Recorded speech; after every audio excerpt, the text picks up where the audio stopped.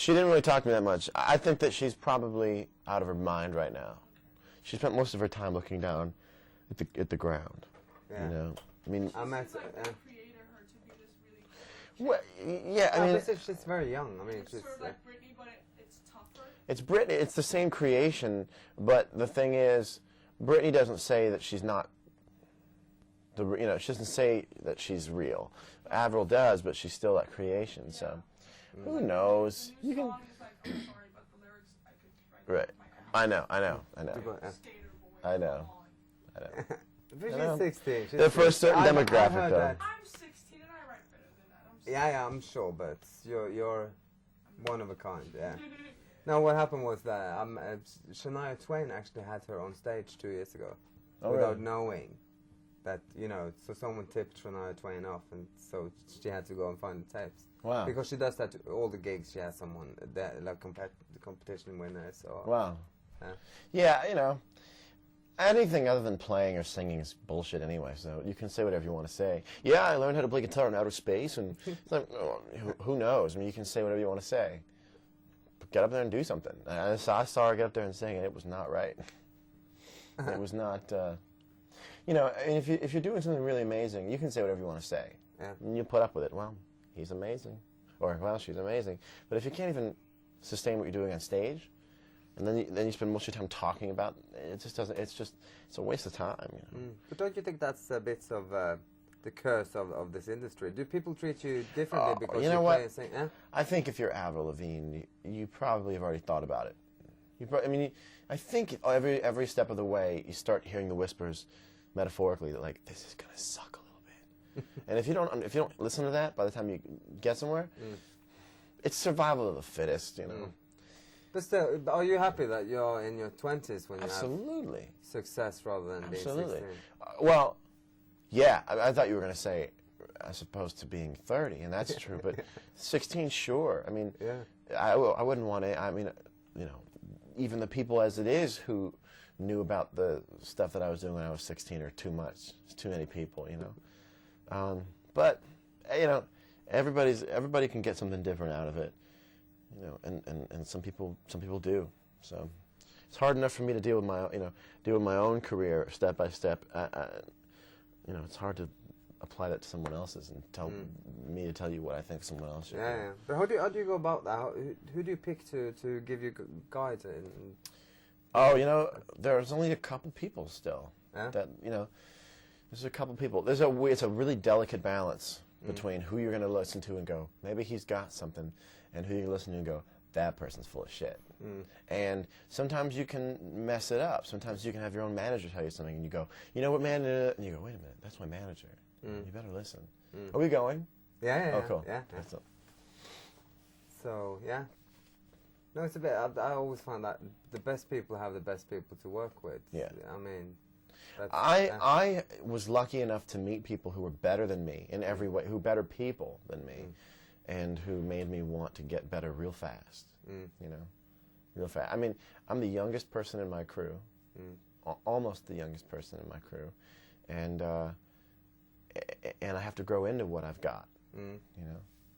Did you ever expect actually that your music and your singing would take you to Europe? Was that a childhood ambition? Yeah, it actually was not a childhood ambition. I have to be honest and say that when I was growing up, I think most kids dream themselves into the place they know, So I really couldn't dream myself into a place I hadn't been before. And so for me, my dreams were about America. And to a lot of Americans, America is the world. And so I will admit I did have to renegotiate a little bit with what I wanted. Because they go, you're going to Europe. And you go, okay. And then you go, wait a minute. What do you really want? Do you want to make it just enough so that you can say you made it? Or do you want to make it in a way that constantly focuses on your playing? That's the thing. I mean, there's really no difference in coming out here to play than in America, except for all the stuff that makes you go, look at me.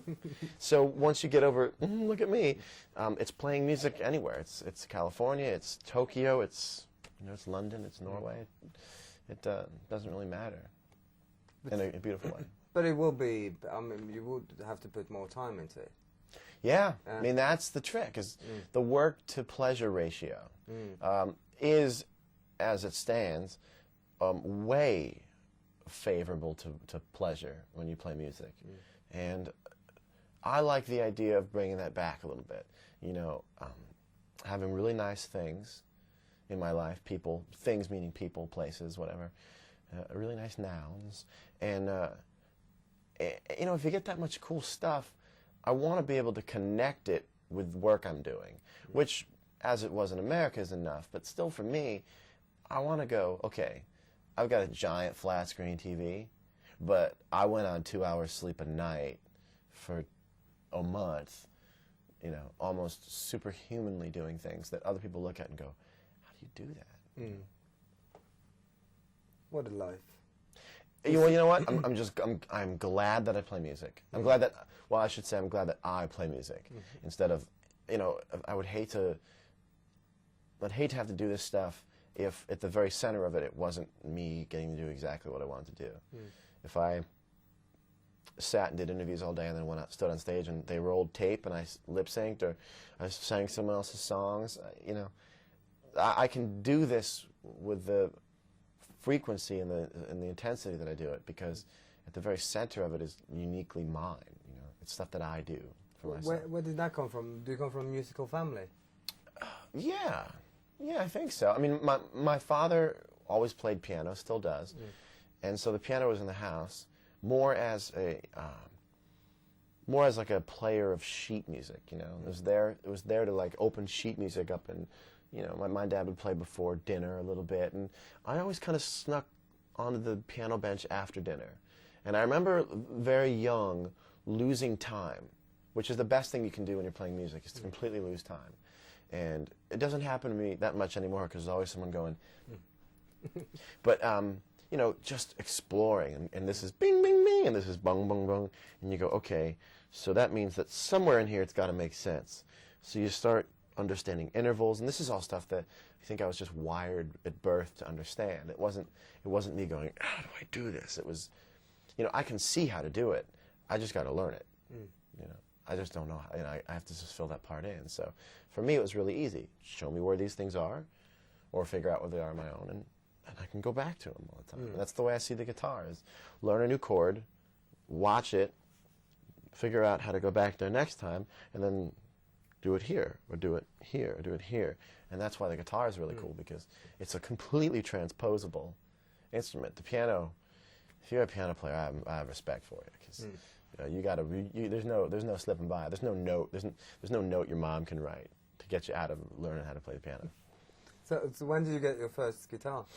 I got my first guitar when I was 13, and I remember the first night I got it, I stayed up all night, and I'm stifling a sneeze. Wonderful. I stayed up all night, and I remember discovering like a G chord, which I didn't know at the time was a G chord, but I remember sounding it out and just doing this. And that, you know, that. And I remember the feeling that I got when I figured out my first chord, and it's very much the feeling that I get when I land an entire series of chords on stage. It's that same... you know, people are sometimes afraid to be impressed with themselves. People are afraid to say, I'm impressed with myself. I'm totally impressed with myself. Like, when I play guitar, that impresses the hell out of me. You know? I play guitar and I go, I'm the person who gets to do this right now. And I'm listening along with the person in the back of the room. And except I'm the guy who's maintaining it. And, oh my God, that's amazing. And you would be able to tell if I stopped thinking that. Hopefully I never do, you know. But that's stuff you can't really explain to people readily. You can't say, I'm really impressed with myself, because people go, I bet you are. See you later. But did they actually let you, did you entertain your family from the... Not really. 30, yeah? My family my family's a very educated family, and so if you were going to play the piano, you had to learn how to play the piano. If you were going to play guitar, it's to take lessons, and so, and plus I was making a lot of noise on the guitar. There was method to my madness, but I was making a lot of noise. I was doing a lot of practicing that if you didn't hear what I was hearing in my head, it just sounded like noodling. Me, I had the whole band in my head, and, you know, I was playing along with the whole, you know, 18-piece band, you know, this stuff. Mm. So you had to go to the attic or the basement? I went to the basement. Mm. I went to the basement, and the farthest room away from my mom and dad, and would get home. I remember I'd get home from school, and would be so tired that I remember just the feeling the injustice of trying to play the guitar, and just going like the weight in my hand just being too much. And then I would take a nap just long enough to get enough energy, wake up, play for the whole rest of the night, and just never really catch up with sleep. And my mom set a rule, 9:30, so the latest you can play guitar. So I would play all the way to 9:30, and then I'd have to stop. Who were your heroes then? Who were your... Superman. I never heard him play guitar, but I imagine he was quite the picker. Did you copy Peter? I copied Stevie Ray Vaughan. Mm. I was a huge Stevie Ray Vaughan fan. I still am. Mm. There's something about that music that resonates with me more than I'm able to explain. Mm. And from Stevie Ray Vaughan, you go to Jimi Hendrix, and so is Jimi Hendrix. And then, you read interviews with these people, and they explain what their influences are, and it just becomes this family tree of music. And you start going, I got to pick that record up. I got to pick this record up, and taking it in, and just not only do I enjoy playing guitar and learning from CDs and from videos and DVDs, it also feels really cool to be able to do it. Like, the same way you go to a library, you go to a bookstore, and you're like, yeah, I'm gonna buy this book because this is good for me. Maybe you get around to reading the book, maybe you don't, but it feels good to go, this is gonna feel good to put in my body. I happen to also do that, but even just on the basic level of picking up CDs and going, Wes Montgomery, oh, I gotta have it. I gotta put it in me. They kind of liken it to The Matrix, just loading programs into your head. It's like, give me the jazz program. Of course, that's a very, very long download. Great. Well, so when did you realize that you were going to do this full time? I realized that I was going to do it full time as soon as I started playing guitar. It was a very instant relationship, and so instant that it bypassed shaking myself, going, "Oh my God, this is." It was so instant that it was like, I think I'd like to keep doing this. Okay, okay, good. Well, because when it's so good, you don't want to have a dialogue about it. It's like, okay, just between us. Here we go. Okay, let's just be cool. Be cool. I play guitar, and I never had a conversation about it again. I never went through a phase where I was a punk. I was never like, I always felt like I wanted to be classy about it. I was never like, my music is like my life force, and I love to express myself through my music. I mean, I was always just like, oh, just do it, So for me, it was, I can't say I didn't plaster my walls with the only available pictures I could find by, Stevie Ray Vaughan and, Jimi Hendrix and Buddy Guy and Robert Cray, Bonnie Raitt. Those are my heroes. Those are my heroes. The way that people have Jordan on their wall. I had Stevie Ray Vaughan. The same way Jordan's like that. You shouldn't say Jordan in Europe. Why not? Because it's a girl with humongous implants. Yeah. And so I shouldn't say that. No. Oh. Because Hi, Jordan. Yeah. I have humongous implants too, but you can't see them because I'm sitting on them. Cool. Like it's one of those things. Yeah. Just do a couple of those clips. She's British. She's one of these really? page 3 girls. Yeah, very tabloid. Gotcha. Yeah. I wonder how she feels about that. Maybe we could talk it over in bed. Let's just start a series of clips, like take them out of focus and put them in. Hi, Jordan. I'm John Mayer. I play music. I have big musical implants. What about your well-educated parents? What did they say when you... Oh, well, they did everything they could to steer the ship right. This is good. And there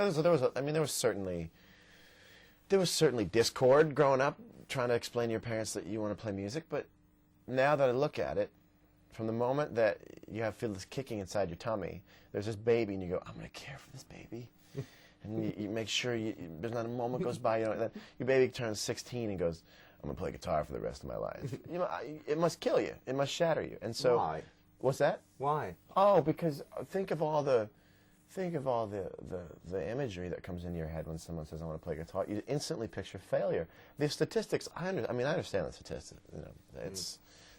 It works against you. But the whole time I was like, my hands are on the wheel. I got it. And it wasn't until I got a job with Sony, which is a record deal, that my parents see it as like, that job with that company, you know, that was when they went, okay, there must be something we don't understand. And so they've kind of given into it. Now they're like, cool, that's so cool. Streisand is on that label. Yeah. But they're great. They're great. Yeah. They're great.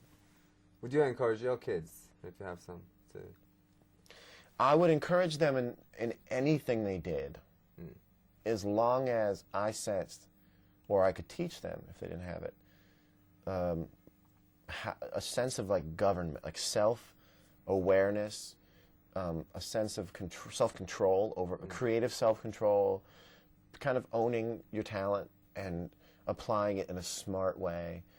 I think that I'll be in tune to that because I felt like I was that way. So if I see my kid has that kind of real, respectful kind of motivation to do what they want to do, I think no matter what it was, I would probably recognize it enough to think that, you know, that gene must have been passed down and they have it too. You're a good talker and you have a nice sense of humor. Where does that come from? That's your education. Violence in the media? Yeah. Yeah. Cop shows, magic acts.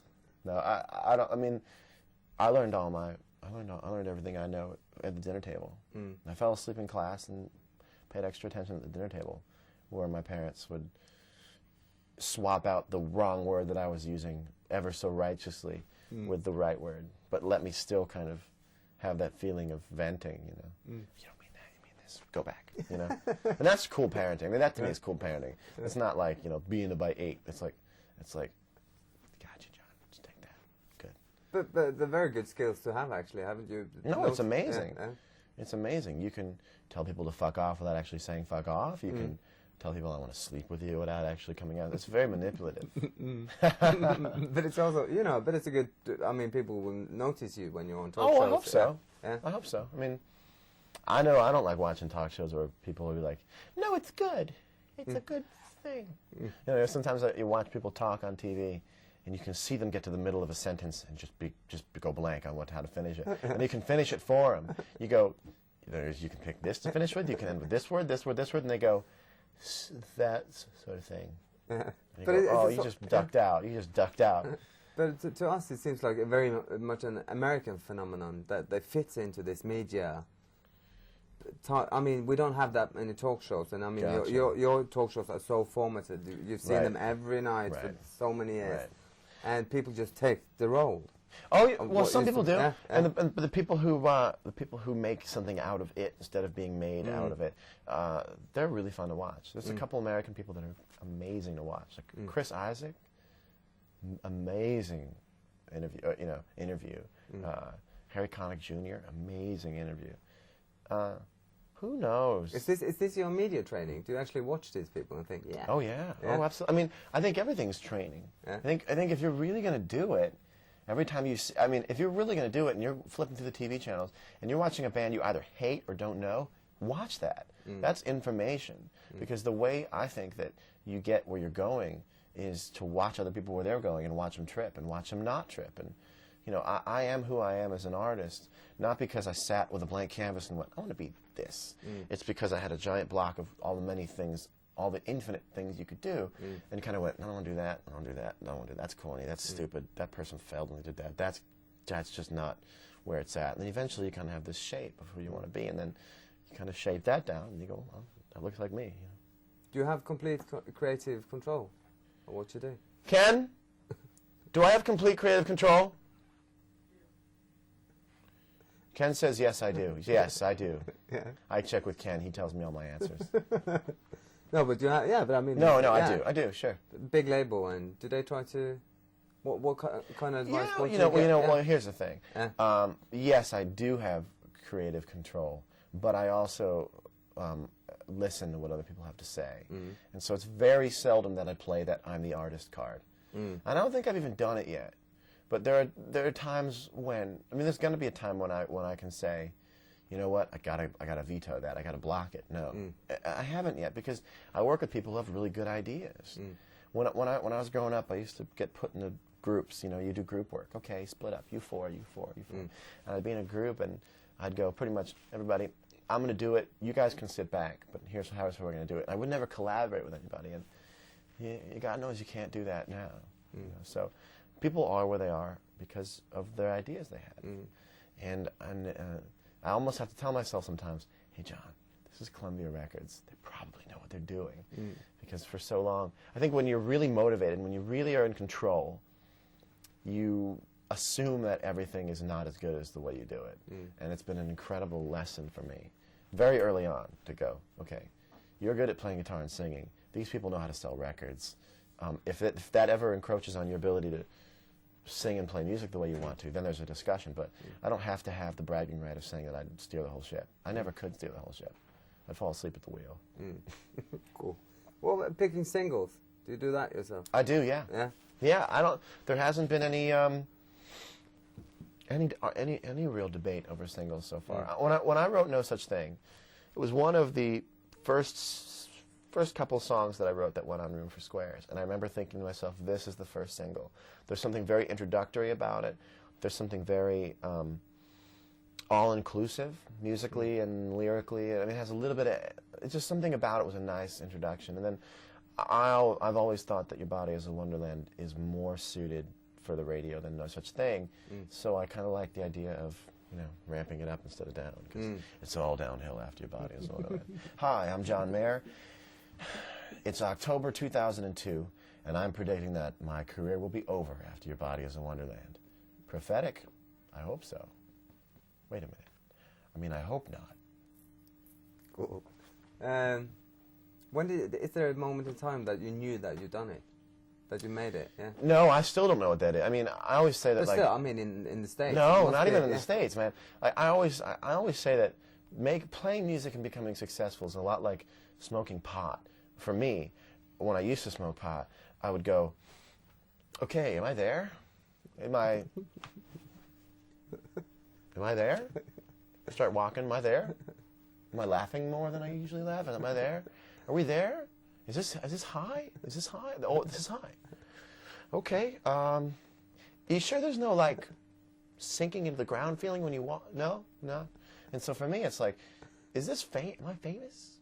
Is this famous? Like, can I go to the mall and get recognized? It's like, it's a good thing, because you don't ever let it go to your head.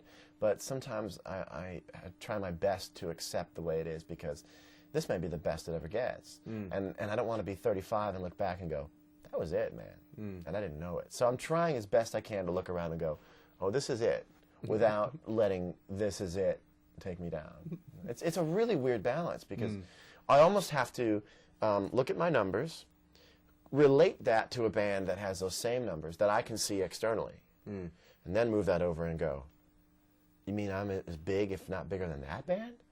That band's huge. So it's very difficult to get a sense of the painting that you're in when you're the painter. What's the industry like? What is it like to go to the VMA? Well, it's interesting. I have a very love-hate relationship with it. I love watching it on TV. I just don't like being in that world. No, but still, it sounds like you're such a have a good view. I mean, you must have so much fun. I mean, I don't think I have that much fun, because I am most sustained by my identity as a guitar player, as like a singer, as a writer. And those places are pretty much people clash with their identities. It's almost like a brawl without being a brawl. You can't see it on the TV screen, but you just feel it there, that who's got the most security and who's got this. And I'm such a pop culture, wannabe. I love this stuff that it makes me feel really tiny. It makes me go, I want to go home and just write music. But I'm still learning how to enjoy the candy. Because I'm so afraid of the candy eating away at the real stuff.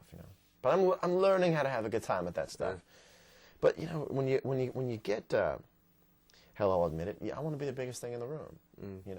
I think you have a whole room full of people who want to be the biggest thing in the room, and then it gets kind of unfun. Because you can just kind of that palpable sense of, who's the biggest guy in the room. And people automatically categorize themselves. You can just feel people going, I'm bigger than him, but not as big as him. And I'd rather not think about it than try and figure that out for myself, because I'd probably be disappointed at the result of it. Are you good at accepting flattery when people tell you that you're good? Yeah, I think so. Yeah. I think so. I mean, I feel like I'll accept it when I agree with it. I feel like I have this commitment to honesty in terms of if it's good, I'll come up to you and go, wasn't that good? And if it's not, my head will be down, and I'll go, no, no, no, no, no. So I like that, because I feel that sometimes people put that on a little bit. Sometimes people put on, like, oh, shucks, do you think? It's like, I saw you on stage, you were loving it. And so when I do a great job on stage, people come down and go, that was amazing. I was like, thank you, it was a really good show. Like, thank you, like, that was a good show for me. And it's better than like, oh, come on. Because I just want to kind of be honest with my, even-tempered with my reactions to things. And then there are times when I get off stage and I go, listen, don't say a word. Let's just go home. Or don't say a word, but thank you very much. So I feel like if it's good, say it's good. No matter if you're the guy. If it's good, admit that it's good, whether you're the guy who writes it or not. I don't have enough energy in me to try and delegate what's cocky and what's not cocky. Hell, I mean, there are times when I was writing this record that I was like, this is amazing, you know? It wasn't like, I'm not smart enough to look at it every step of the way and go, how is this now? I do that. And there were nights when I went, how could this not work? I'm going to go out and I'm going to go shopping tomorrow. I have no money, but I'm going to go shopping tomorrow because my record deal will pay for it. And then there are other nights when I put the guitar down and I go, this is never going to work. So I think if you're fair to yourself in those situations, you should let yourself have both ways. You know? Where do you think you go next then?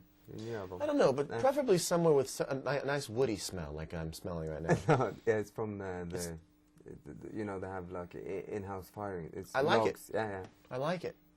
Where do I go here? From here? No, yeah, but with your record, have you started writing? Yeah, you know, I've been singing and talking about Room for Squares for the last 2 years now, and certainly conceiving it for much longer. So I'm looking forward to. This is the twilight of this record for me. But as long as people want to hear it, and I'm not tired of it. I'm ready to go back and fall asleep for a little while, find relationships, not exactly, you know, male female. It's just relationships with places. You know, go down to my grocery store and, you know, establish myself and root myself into the ground and find out. Maybe check back in with myself and find out where I've ended up as a person, because I haven't had the time to ask myself who I've become. I defend as much as I can every day against sucking, but you know, I'd like to go home and look in the mirror and go, okay, how close to the target did I get as a person? You know? But do you write? Have you been writing during this? Yeah. I write a lot of music. Lyrically, lyrically, you just have to wait. You have to wait for that very uncanny ability to write exactly what you want to hear, instead of writing and going, nah. You know, there's those nights where you just go, oh yeah, and you just kind of have to sit around and wait for those things to come along. The music happens really easily. It's just that ability to speak. You know, Room for Squares sounds like I talk like that all the time. Those are very rare moments of being able to express myself. And when it happens, it's amazing. You know, sometimes you'll be talking to somebody, and you go, as you're talking, you're like, yeah, oh my God, yeah, they're right with you. Keep going. And most of the time, it's just, you know what I'm saying? You know what I'm saying? So I have to wait for those moments when I'm that articulate, because most of the time I'm not. Oh, it sounds like you don't have that much problem with. Oh, thank you. I'm no Christina. Oh, that's for sure. But have you started recording anything else? Just demoing. On the road, or yeah. I don't like recording anything twice anymore. I remember I did too many demos of the songs on Room for Squares. By the time I got in the studio, I was like, oh, let's just throw it down. So I think, plus with technology the way it is, the first time you make a song, you should just put it down on a giant record, you know. So I think when you hear this next record, you're going to be hearing like the very first time that was ever laid down on tape. I like it because once you record it, you get bored of recording those songs. I mean, I recorded My Stupid Mouth probably 15 times in different incarnations, which helped in a way. It helped kind of pare the song down to its leanest form, but you know, I think I want people to be able to hear that joy, that kind of like exploration on my next record, because that's the most inspiring part, is hearing something happen and go, give me another guitar track, plugging your guitar in and playing on top of it and going, give me another vocal track, okay, do another one, and then play it back. Oh, you know, and so that's my goal for the next record, is to have people put that CD in and listen to it and go, oh my God, you know, because that first time is always the best, you know. The second time you do it, you're just tracing. You know, I don't like tracing anymore. Have you had any yesterday moments, like you wake up in the morning with a finished song in your head? No, I wish I did, and I don't even know if I fully trust people who say that happens, but maybe it does. I don't have sometimes, every once in a while, I'll wake up with a melody, but I always dream it better than it actually is. But no, I have to fight for my songs. I wish they came to me that easy. I'd keep a tape recorder by my bed and just go, song number 4. Yeah, but people do that. You know, they say they do. Yeah, I wouldn't trust everybody. Certainly Paul McCartney I would trust. But I don't think I'd trust everybody who said, I woke up one night and I had these lyrics in my head. Well, is that what the co-writers told you to say? Great, I think we've got it. Thank you. Yeah. You want IDs? Yeah, why not? Let's do IDs. Let's do some IDs for the chart show. It's called Top 20. Top 20. Yeah. Hi, I'm John Mayer. You're watching. Yeah, Top 20. This is my new single. Okay. And the chart show. Yeah, it's called, no, you call it Top 20. It's like the chart show. You're watching Top 20. Yeah. You're watching the Top 20. Yeah. Here's my new video. And here's my new single. No. And you can see more of me later.